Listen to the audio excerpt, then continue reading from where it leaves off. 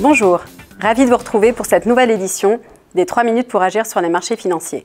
J'ai le plaisir aujourd'hui d'accueillir Maude Minuit, responsable de la gestion obligataire chez La Française AM. Bonjour Maude. Bonjour Sophie.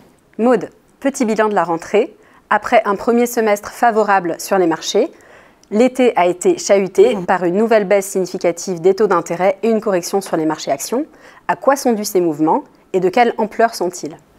Comme nous l'attendions, un certain nombre de risques se sont matérialisés sur l'été, au premier rang desquels une nouvelle escalade dans la guerre commerciale entre les États-Unis et la Chine, du risque politique italien au Royaume-Uni avec le Brexit, et le ralentissement industriel se poursuit. Donc dans cet environnement-là, les taux d'intérêt continue de donner un message plus contrariant que les actions, sur lesquelles je ne parlerai pas de correction sur le T, puisque finalement le S&P 500 n'a redonné que 2% depuis fin juin et l'Eurostoxx 600 seulement 3%. Mais à l'inverse, les mouvements obligataires ont été absolument énormes sur l'été et on a enfoncé des points bas historiques sur de nombreuses classes d'actifs.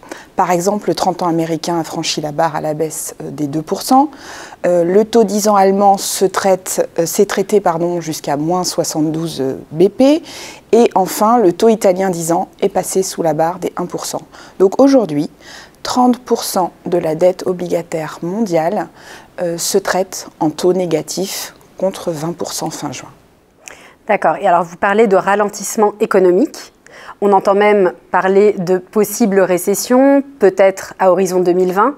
Quelles sont vos vues à ce sujet? Et par ailleurs, les banques centrales ont-elles toujours les moyens de soutenir l'économie?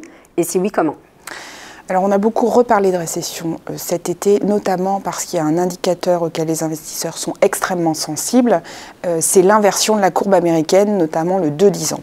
Donc ça fait très très peur aux investisseurs. Quoi qu'il en soit, nous, notre position, c'est que le ralentissement se poursuit, sans crainte majeure de récession à horizon 2020. On a une consommation qui continue de très très bien tenir dans toutes les principales économies du G7, donc ça c'est un point très important. La rentrée va être très importante pour les banques centrales, nous attendons des gestes importants notamment de la Banque Centrale Européenne. Et enfin, le relais pourrait être pris par la politique budgétaire avec notamment les déclarations de M. Trump qui n'hésitera pas à fabriquer du déficit pour soutenir la croissance américaine.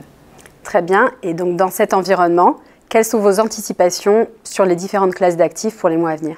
Nous avons un rendez-vous très important au mois de septembre, c'est celui des banques centrales et notamment la Banque Centrale Européenne. Nous attendons des mesures très importantes de sa part avec une balance des risques qui s'est dégradée et des anticipations d'inflation qui sont extrêmement basses. Cela va soutenir les dettes périphériques, c'est-à-dire la baisse des taux de ces dettes.